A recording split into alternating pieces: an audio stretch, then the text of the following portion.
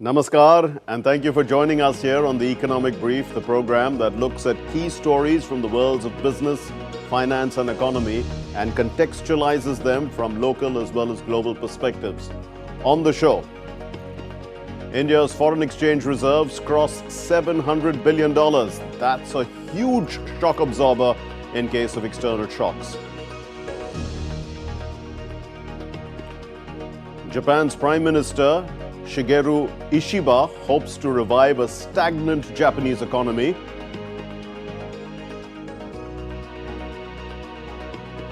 China's stimulus package of $14.1 billion, it fails to enthuse the market expectations.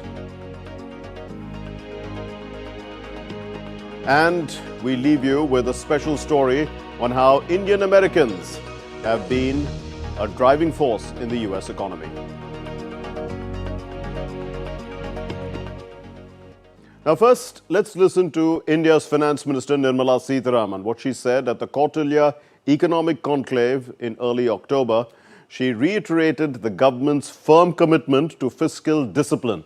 Now, fiscal discipline is fundamental to maintaining overall economic stability. Our government continues to uphold its commitment to reducing the fiscal deficit. Aided by buoyant revenue generation, restrained revenue expenditure growth, and healthy economic activity, the fiscal deficit is estimated to decline further from 5.6% of GDP in FY24, I'm basing on provisional actuals, to 4.9% in FY25. The commitment to fiscal discipline will not only help keep bond yields in check, but will translate to lower economy-wide borrowing costs. So let's turn to our top story, and this is about India's foreign exchange reserves crossing $700 billion. That, as I said, is a huge shock absorber for the government, for the finance minister. We just heard her speak, for the RBI, for all the institutions of governance. India is now the fourth nation after China, Japan, and Switzerland to have this kind of a cushion. And in fact, what has happened is that in the week ending September 27, $12.558 or $12.588 billion was increased. So important to understand that foreign exchange reserves are actually very important for any country, because it helps us to stabilize our own currency, the currency of that country, in terms of other currencies around the world. It helps in controlling the current account deficit, in dealing with foreign exchange, in foreign trade.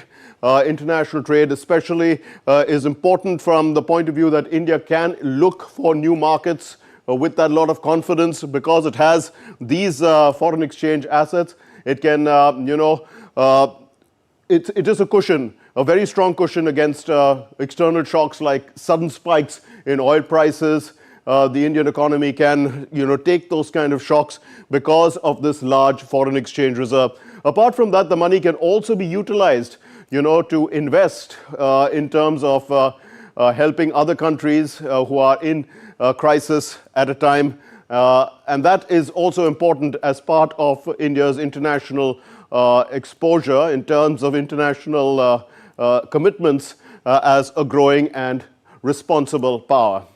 So let's try and put all this into context. As we said, it brings greater stability to the rupee amidst stability amid the volatility around the world. All these are very important, and most importantly, it gives confidence to the finance ministry, as well as the RBI, the monetary policy committees, as well as the Prime Minister of India and the government of India in executing its policies.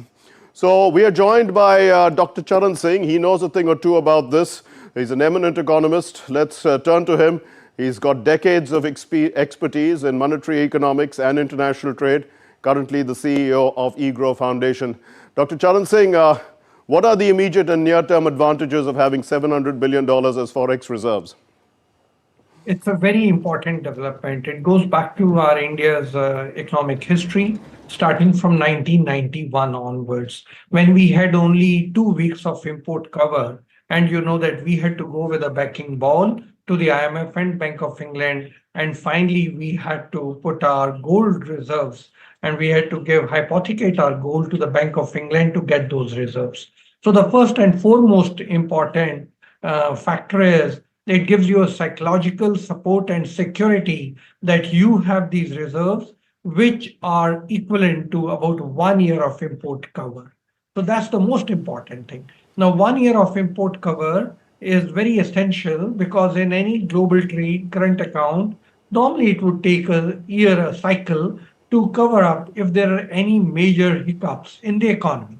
To illustrate, earlier, countries would only maintain about 3 months of import cover, but then the agriculture cycle in most countries about 6 months, and sometimes that agriculture production would happen only once a year. There was a high-level committee on balance of payments headed by Dr. C. Rangarajan. Secretary was Dr. Y.V. Reddy, who later became the governor. They had decided that country should have at least 1 year of import cover in 1995. Tarapur committee also after that had spoken about the same thing.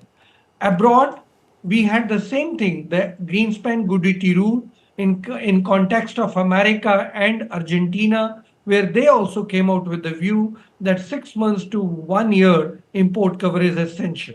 So the four most important thing that such good reserves provide you a cushion against all sort of global uncertainties which can impact your country.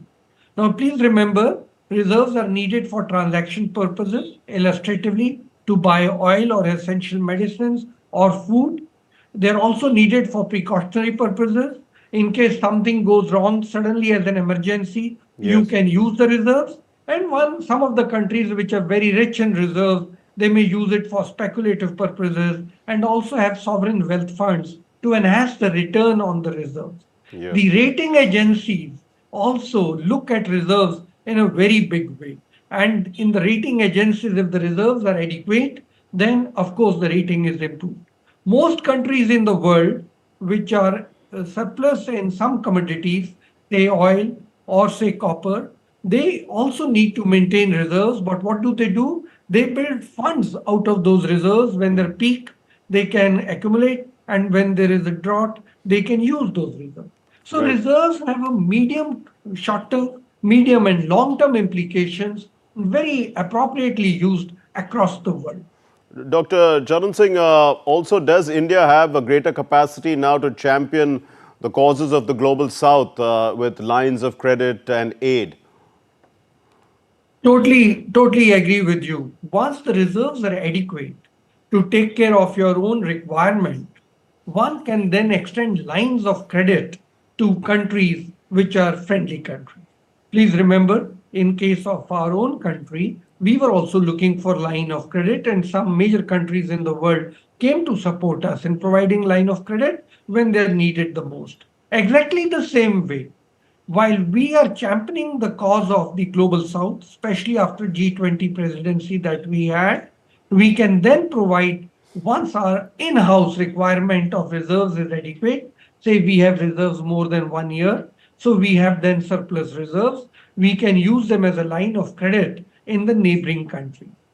In the championing of this global south, these play a very important role. We could also be providing aid to these countries. Now, in both the cases, line of credit or aid provides friendship, I would say partnership, and also trade agreements benefit from this line of credit.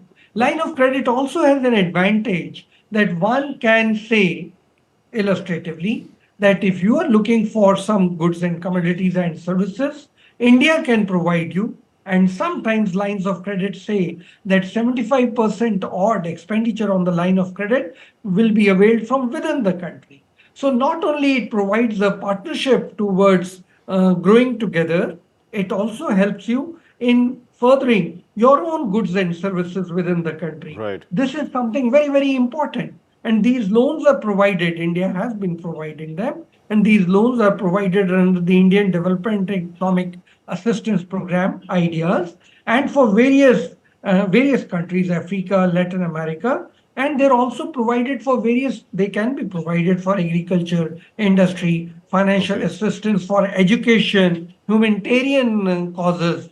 So therefore, the excess reserves will help Excess. foster economic friendship, build a regional bloc, and help trade in a big way. So excess is the important surplus reserves. But do you see our surplus reserves growing faster, as India becomes the third largest economy going forward? That's an extremely good question, Mark. I must mention this. Please remember one thing. As the country's importance increases, couple of things happen. One is many countries in the region and friendly countries benefit from it. Trade relationships improve, financial relationships improve. All these things happen together. Once the country is also growing fast and is big, as you said, the third largest economy in the world from the fifth largest, the advantages of production and the advantages of like a teamwork, the advantages of neighborly relationships and sourcing and supply chains, all those improve in a very big way. At that point of time, international reserves play a very prominent role in building and fostering these relationships. Your own currency can be used as an international currency.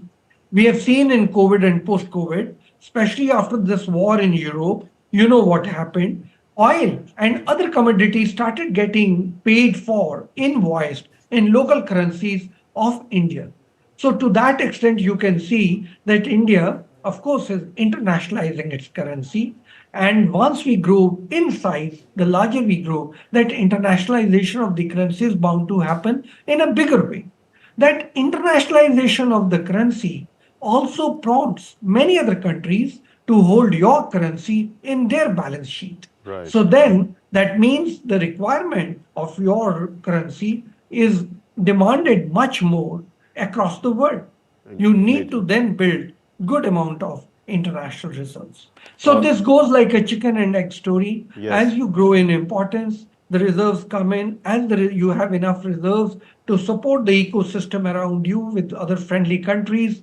You find that your reserves are serving a very big purpose. Right. So certainly yes. Yeah, Dr. Charan Singh, do stay with us.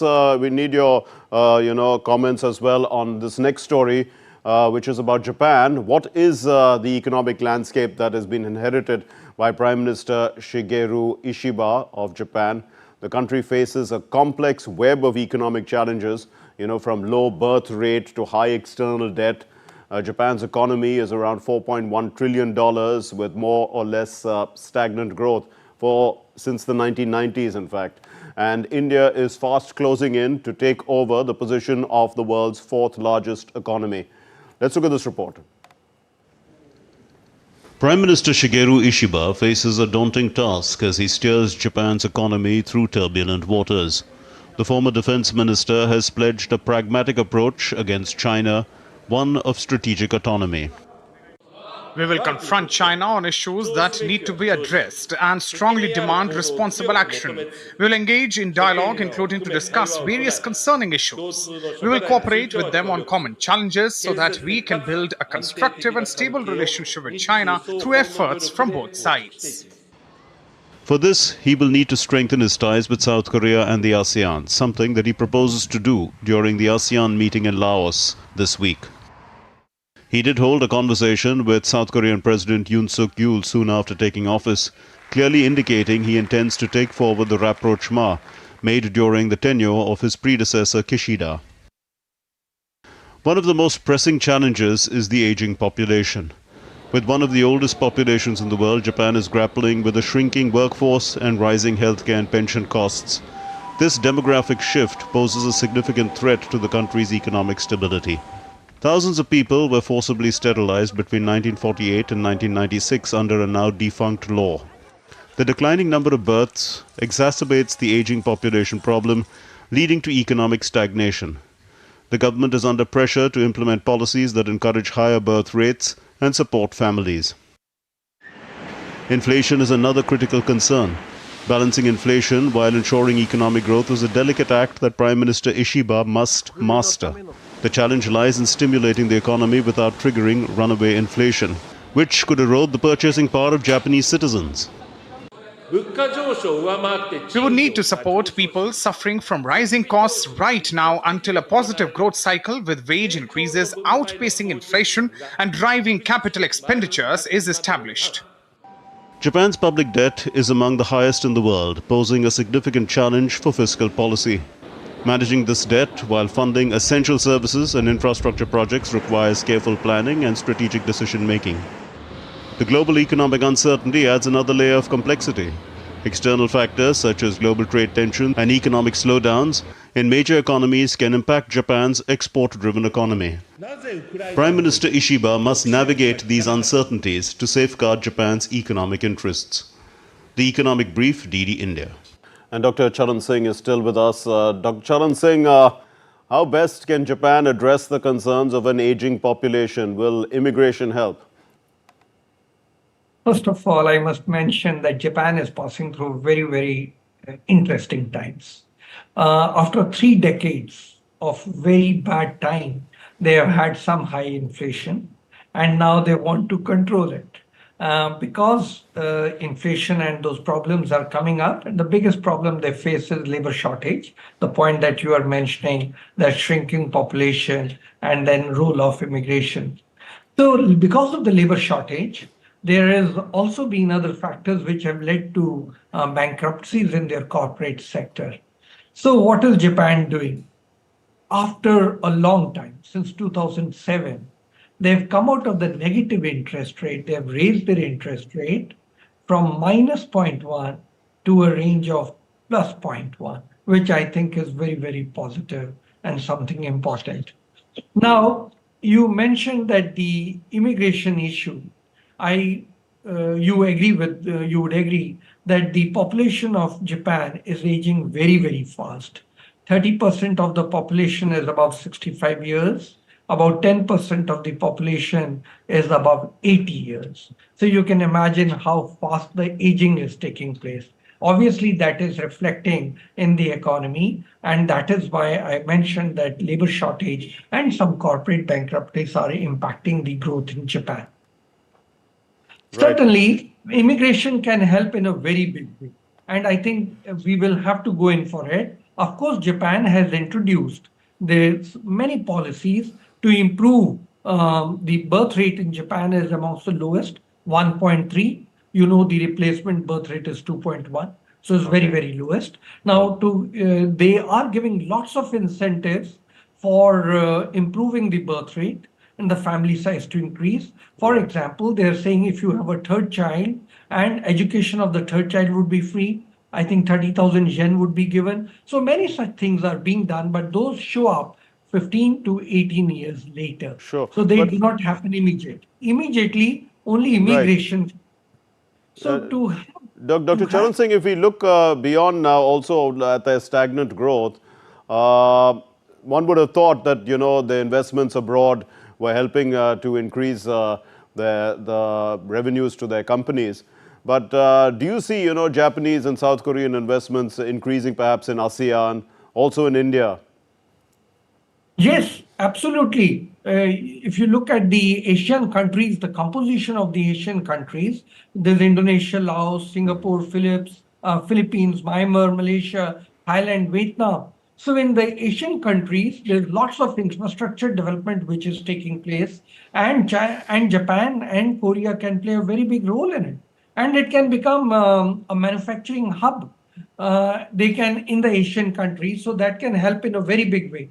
But they also have trade agreements, and those trade agreements can play a role. Free trade agreements are there, and the Asian-Japan Comprehensive Economic Partnership Agreement is there, and the Asian-Korea Free Trade Area, those are there. So there are lots of advantages that Japanese and as you mentioned, of course, if within the country, there are problems of labor shortage, and migration is being looked at, and there's an expectation of 1 million people required per year for immigration. Is a large number. If they're not able to attract that, then obviously the alternative route is the Asian investment. Please remember, in India, the Japanese corporation has been very useful, Maruti Suzuki for a very long time. Right. And then we also have the Toyota. So Absolutely. the Japanese are working on that Asian countries in a very big way, and they look at it from the potential of course, they're giving government incentives, there are geopolitical considerations for that. Yes. Certain big role. As far as India is concerned, again, I was just in the Kautilya economic conclave, which you mentioned, where the FM spoke, and she spoke very effectively. But there were people from Japan there who were exploring India further on and saying, where all do we need to invest and what all do we need to invest? So Japan has Right. also been looking into India for last 2-3 years in a bigger way than what Maruti Suzuki or Toyota is. So, and you know the indeed. fast-speed train Indeed. which we are bringing. So obviously people are looking at India very optimistically. But is there also a monetary policy solution, since you're an expert there in monetary policy, to a stagnating economy? I mean, Japan is clearly a case study here. Absolutely, absolutely. And that the Japanese are already looking into it, and they are trying to look into the monetary policy aspects. So as I mentioned, the first thing they did is they changed from the negative interest rates, they have come into the positive interest rate zone. I think that is something, a very big development, and that has happened after 2007. And Japan has also been stagnating for nearly 3 decades. And now, because of one of the reasons is the tourism that really peaked in 2023 after they opened up their gates and open borders. So there has been a surge in tourism. That's a very big deal which has happened. They're also tightening credit after 17 years. So I think they're sort of rationing, and because of the corporate bankruptcies that have happened, they're doing that. They're also halting quantitative easing to a great extent. That shows that the Japanese economy, especially after the Shanto agreement, where the wages would increase by 5.17%. So there'll be demand within the country. They're now trying to control it. So I see that the growth, of course, is going to go down, expected by 0.29, expected to be 0.9%, which is stagnating. The monetary policy is playing its role in stabilizing. In the peak idea, the idea is that the inflation will stay within the band of 2%. So monetary policy is playing a big role, but I think what is there to celebrate is that the fiscal policy and their primary fiscal deficit is 6.5, so very high. You mentioned debt to GDP ratio is very high. The key thing is that the fiscal policy has played a very good role in reviving the Japanese economy and taking it out of the abyss which it suffered for 3 decades. We'll have to leave it there. Thank you very much, Dr. Charan Singh, for enlightening us on the Japanese economy and how it can come out of stagnation. Thanks so much, sir. Now, China's stimulus plan has failed to impress investors. They say China's economic planners have failed to address the property crisis. Anu Kaushik unpacks for us some of the key challenges that investors feel the world's second largest economy is slack on. Here's her report. It was the most awaited press conference for Chinese investors in recent months. China's top economic planning agency was finally addressing the issues plaguing the economy.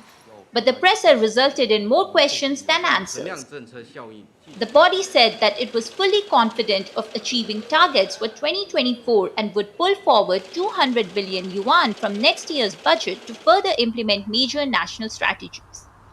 In the near term, we will prelocate 100 billion yuan in central budgetary investment and a further 100 billion yuan in project lists within the year for supporting major strategies, implementation and security capacity building next year, enabling local governments to accelerate preliminary work.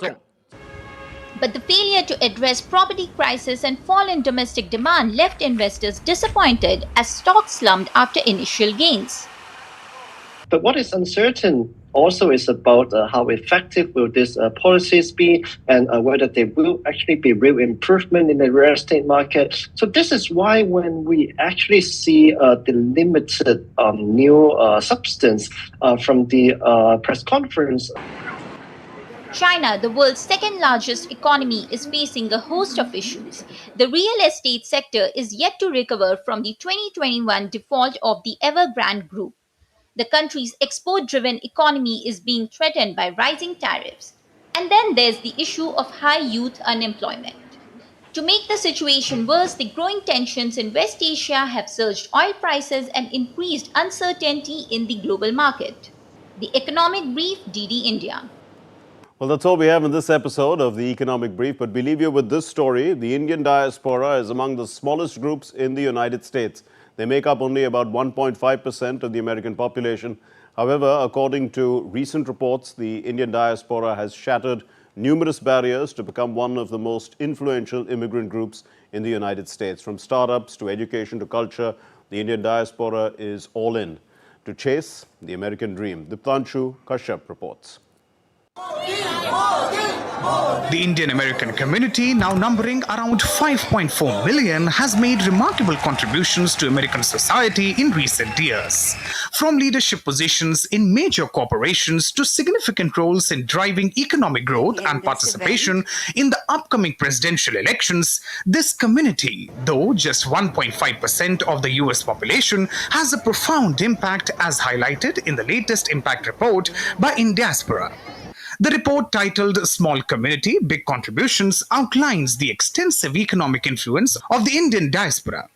Their contributions include 1.5 billion to 2 billion US dollars in annual charitable donations, more than 300 billion US dollars in annual tax revenues to the federal treasury, which is about 5 to 6% of total taxes collected, 60% of all US hotels, generating approximately 700 billion US dollars in revenue and creating more than 4 million jobs.